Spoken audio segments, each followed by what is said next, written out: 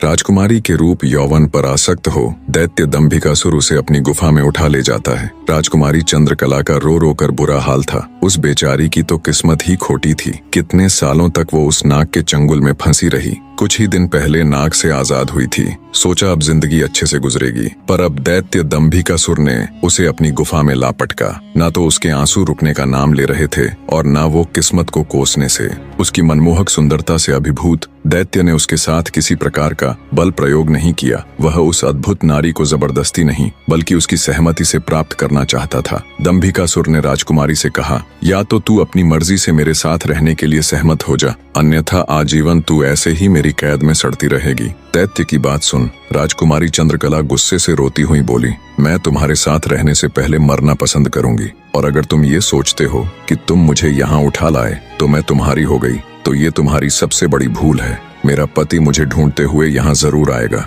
और वो तुझे छोड़ेगा नहीं। राजकुमारी की बात सुन दंभिकासुर घिनौनी हंसी हंसते हुए बोला, लगता है तुम पागल हो गई हो। मैंने तुम्हें यहाँ 7 तालों के भीतर बंद किया है। यहाँ तक किसी का भी पहुँचना असंभव है, और अगर गलती से कोई यहाँ तुझे ढूंढता हुआ आ भी गया तो मैं उसे एक कीड़े की तरह मसल दूंगा। ये तो तेरी सूरत मुझे भा गई, वरना अब तक तू भी कब की ऊपर जा चुकी होती। तेरी भलाई इसी में है कि तू स्वेच्छा से मेरी बात मान जा, वरना अंजाम बहुत बुरा होगा। इतनी बात कह दंभिकासुर वहां से चला गया। उधर जब मेले से दंभिकासुर राजकुमारी को उठाकर ले गया था तो लखन की भाभी बेचारी बेबस और लाचार सी बस उसे देखती रह गई। बहते अश्रुओं के साथ वो घर जाती है और सारा किस्सा लखन को कह सुनाती है। भाभी की बात सुन लखन के पैरों नीचे से जमीन सरक जाती है। वो तुरंत भारी कदमों से अपनी पत्नी चंद्रकला को खोजने निकल पड़ता है। कई दिनों तक जंगलों और शहरों की खाक छानता भूखा प्यासा लखन अपनी पत्नी को ढूंढता ढूंढता भटक रहा था। तभी उसे एक कुटिया दिखाई देती है। थका हारा लखन जब कुटिया के अंदर जाता है तो उसे अंदर एक साधु बाबा दिखाई देते हैं।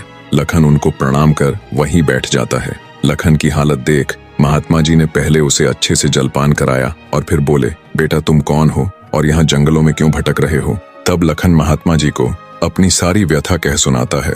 लखन की सारी दास्तान सुन महात्मा जी बोले, बेटा तुम जिस राक्षस की बात कर रहे हो उसका नाम दैत्य दंभिकासुर है। वो जहाँ भी जाता है तबाही मचा देता है।